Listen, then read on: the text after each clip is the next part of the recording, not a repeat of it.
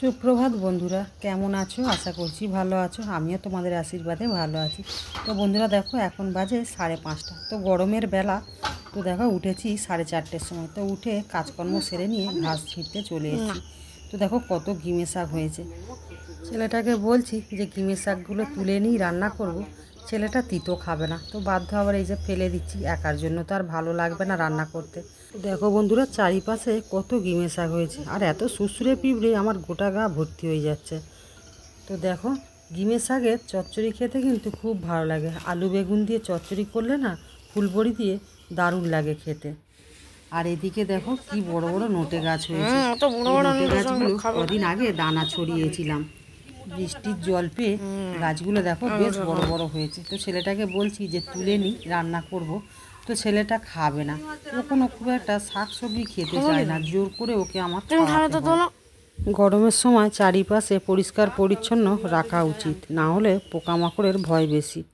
তো ঘাস পরিষ্কার করে নিয়ে পেঁপেগুলো সব গাছ থেকে পেরে নিলাম। পেঁপেগুলো সব আধা পাকা হয়ে গেছে, আর এত হনুমান উৎপাত করছে, বাধ্য নষ্ট করে দেবে বলে পেরে নিলাম। তো দেখো পেঁপের কালারটা কত সুন্দর, গাছ পাকা পেঁপে। গাছ পাকা পেঁপে খেতে খুব ভালো লাগে, আর প্রচুর মিষ্টিও হয়। কিন্তু আমি গাছে খুব একটা পেঁপে পাকাই না, কেননা পাখি আর হনুমানে নষ্ট করে দেয়। শুনতে পাচ্ছ বন্ধুরা, গাছের জিনিস নাকি বিক্রি করে দেয় মাত্র 20 টাকা। ও এই বড় পেঁপেগুলো আমার কত টাকা করে বিক্রি করে বাজারে? হ্যাঁ, আমার গাছে পেঁপে আছে, আমি কি কিনতে যাই, জানবো কত টাকা করে বিক্রি হয়? মাত্র 20 টাকা। আমার ছেলে খায় না বলে পেঁপেগুলো বিক্রি করতে বলছে। ও তো বোঝে না যে গাছের জিনিস কত স্বাদ হয়। আমি দুটো আলু ভাজি। কি দিয়ে খাবি? মুড়ি? তাহলে আলু সিদ্ধ করি। আলু সিদ্ধ করে কি খাবো? লঙ্কা পেঁয়াজ তেল পাকিয়ে হচ্ছে আলু মাখিয়ে ভাত খাবো। বসতে না একটু সমস্যা হচ্ছে, আমার পায়ে একটু লেগে গেছে, সেই জায়গা মাপতে গিয়ে বাপের বাড়িতে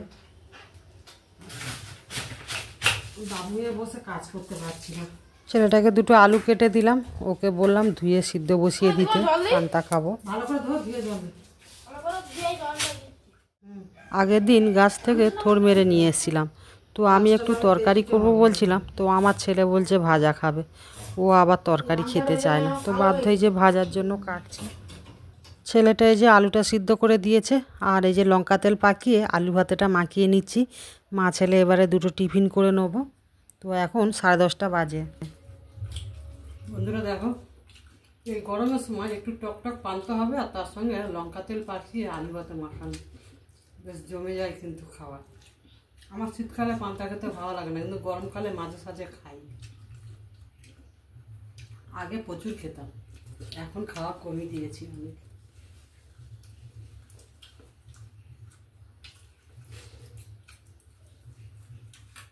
তো মা ছেলে টিফিনটা খেয়ে নিয়ে বাসনগুলো সব ধুয়ে নিয়েছি। তো বাইরে একটু দাঁড়িয়েছিলাম, দেখো বাইরে প্রচুর রোদ, আর ওপাশে একটা মাছলা কাকিমা এসে হাঁটছে। তো ছেলেটাকে পাঠিয়েছিলাম, তো ছেলেটা দেখে এসে বলছে যে মা চিংড়ি মাছ এসছে। তো আমি আবার গেলাম, গিয়ে 500 চিংড়ি মাছ কিনে আনলাম।